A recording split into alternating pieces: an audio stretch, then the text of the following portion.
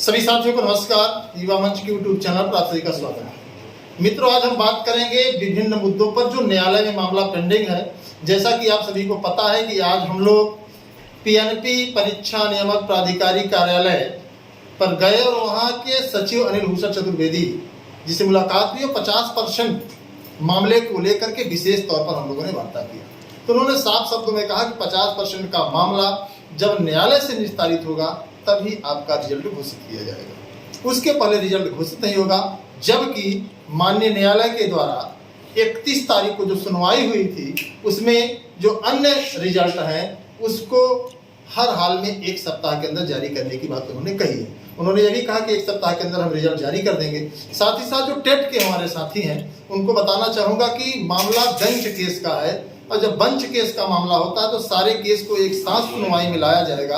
उसके लिए थोड़ा सा हमें आपको इस सप्ताह इंतजार करना पड़ेगा। साथ ही साथ हम बात करेंगे आप लोगों से टीजीटी परीक्षा को लेकर के अंजना गोयल जी से हमारी बात हुई तो उन्होंने साफ शब्दों में कहा कि जब तक मेंबर नहीं आएंगे तब तक परीक्षा तिथि किसी भी दशा में कोई नहीं कह सकता कब होगा। मेंबरों के आने के बाद ही परीक्षा तिथि निर्धारित होगी और परीक्षा कब कराया जाएगा इसके लिए नवंबर और दिसंबर में आप लोग मानकर चलिए। हालांकि अभी इस पर कोई कहा नहीं जा सकता, परीक्षा बाद में भी हो सकती है या फिर नवंबर दिसंबर में भी हो सकती है। अब हम एक मुद्दे पर बात करेंगे आप लोगों से, जो टीजीटी 22,000 पदों को लेकर के लगातार एक भ्रामक सूचना चल रही है कि जुड़ेगी कि नहीं जुड़ेगी। तो मैं आप लोगों को बता दूं कि सबसे पहले हम लोगों का कार्य है तदर्थवाद समाप्त करने का।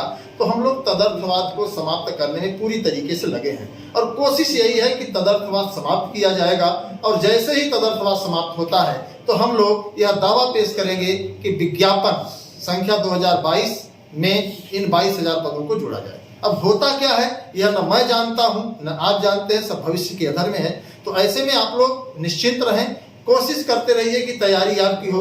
प्राथमिक शिक्षक भर्ती को लेकर के तमाम साथी लगातार कमेंट करते हैं कि आखिर प्राथमिक शिक्षक भर्ती को लेकर के क्या किया जाए। तो ऐसे साथियों को मैं बताना चाहूंगा कि आप लोग एकजुटता का परिचय दीजिए, तभी संभव है प्राथमिक शिक्षक भर्ती आना, वरना सरकार की तानाशाही रवैया आप देख रहे हैं। सरकार किसी भी दशा में प्राथमिक विद्यालयों में शिक्षक भर्ती देने से जो है तैयार नहीं है। तो हम सभी साथियों को बताना चाहेंगे कि आप लोग प्राथमिक शिक्षक भर्ती अगर चाहते हैं तो आप सभी को मजबूती से लड़ाई लड़नी होगी। और ये लड़ाई सामान्य नहीं, जिस तरीके से किसानों ने पूरी ताकत से लड़ाई लड़ी है उसी तरीके से आपको भी लड़ाई लड़नी पड़ेगी, क्योंकि सरकार जाति धर्म के नाम पर आई है। तो निश्चित तौर पर हमें आपको यह स्वीकार करना होगा कि बेरोजगारी, जैसे आपको मैंने सुबह बताया था वीडियो में कि प्रदेश में बेरोजगारी बहुत जोरों पर है, महंगाई बहुत जोरों पर है। सिलेंडर के दाम, पेट्रोल के दाम, डीजल के दाम आप देख रहे हैं कि दिन प्रतिदिन बढ़ रहे, लेकिन समाज का कोई भी नागरिक बाहर नहीं निकल रहा है।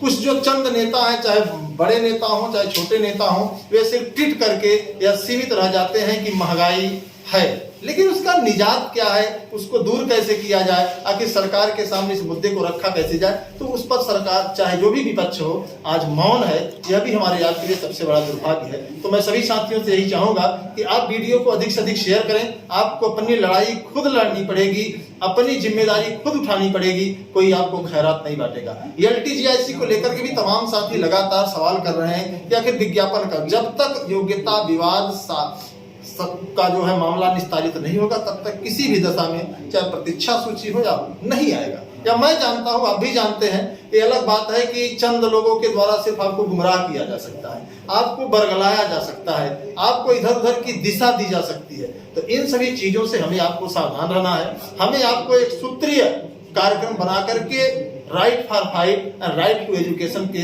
मार्ग पर चलना होगा। अगर हम आप एकजुट नहीं हुए इस बात को हमें आपको स्वीकार करना होगा कि आने वाले कई सालों में रोजगार जैसे मुद्दे को लगातार हम लोग उठा रहे हैं और रोजगार जैसा मुद्दा यूं ही समाप्त हो जाएगा।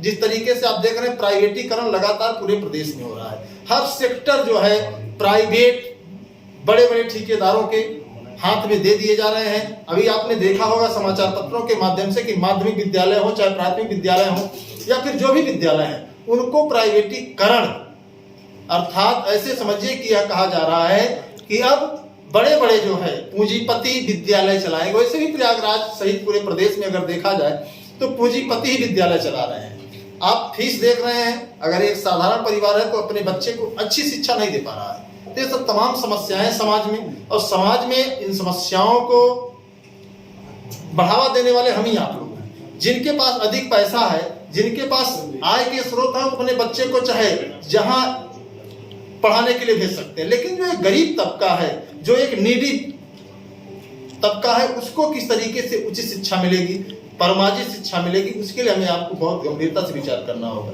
अगर हम आप विचार नहीं करते हैं तो निश्चित तौर पर हम और आप सिर्फ और सिर्फ स्वतः निजी मामले तक सीमित रह जाएंगे, और हमारे आपके लिए तो आज ठीक है, लेकिन कल आने वाली जो पीढ़ियां हैं उसके लिए बहुत बहुत खतरनाक होगा, और हम आप उसके उत्तरदायी होंगे।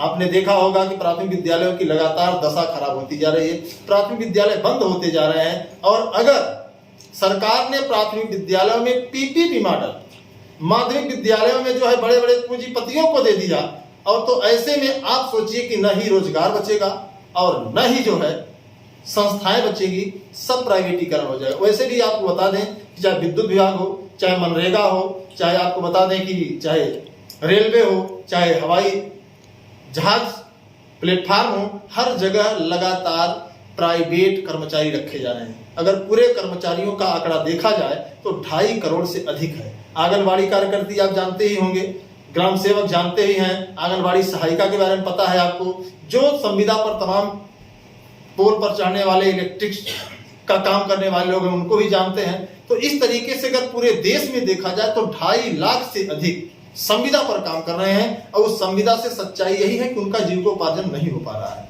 इसके लिए भी हम लोग लगातार अभियान चला रहे हैं कि जो प्रदेश में पद हैं, चाहे वो संविदा के हों, उन सभी को मूल रूप से भरा जाए। अब सरकार कैसे करती है, सरकार का काम है। हम चाहेंगे कि सरकार सभी पदों को नियमित तरीके से भरे, ताकि जो कम वेतन, इतना भी वेतन सोचिए 6,000 रुपए, 3,000 रुपए, 2,500 में कैसे जीवन चलता होगा, लेकिन बेरोजगारी की दशा को देखकर इन सभी चीजों को लोग एडजस्ट कर रहे हैं। तो ऐसे में जितने भी साथी हैं, हम सभी साथियों से बताएंगे कि आप लोग थोड़ा सा जागरूक बनिए, थोड़ा सा विचार करिए, मंथन करिए। ये अपने स्वार्थ के वशीभूत होकर अगर आप जीवन जीना चाहते हैं तो निश्चित तौर पर आप खुद को अपने पैर पर कुल्हाड़ी मार ही रहे हैं, अपने आने वाली पीढ़ी के कदमों को भी आप काट रहे हैं। तो बहुत बड़ा दुर्भाग्यशाली समाज होगा, आप होंगे कि कम से कम आपने समाज के लिए क्या किया, आपसे ही जनता सवाल करेगी। तो ऐसे में जितने भी साथी, मैं चाहूंगा कि जो भी साथी युवा मंच की विचारधारा से जुड़ना चाहते हैं या युवा मंच टीम से जुड़ना चाहते हैं पूरे प्रदेश के कोने कोने में, तो वे युवा मंच के मोबाइल नंबर 9451505685 पर आप कॉल कर सकते हैं। अगर आपको कोई दिक्कत है तो आप सब हर हाल में कमेंट बॉक्स में अपना नाम, पता, मोबाइल नंबर लिखें। युवा मंच टीम आपसे स्वतः संपर्क करेगी और आपको उस जिले का, उस क्षेत्र का, उस कस्बे का प्रभार देगी। और 2024 में हम लोगों का मिशन है कि रोजगार ही चुनाव का सबसे बड़ा मुद्दा होना चाहिए। इसी के साथ सभी साथियों को धन्यवाद। वीडियो अच्छा लगा तो वीडियो को शेयर करिए, लाइक करिए। अगर आप नए व्यूअर्स हैं तो चैनल को सब्सक्राइब करिए। धन्यवाद।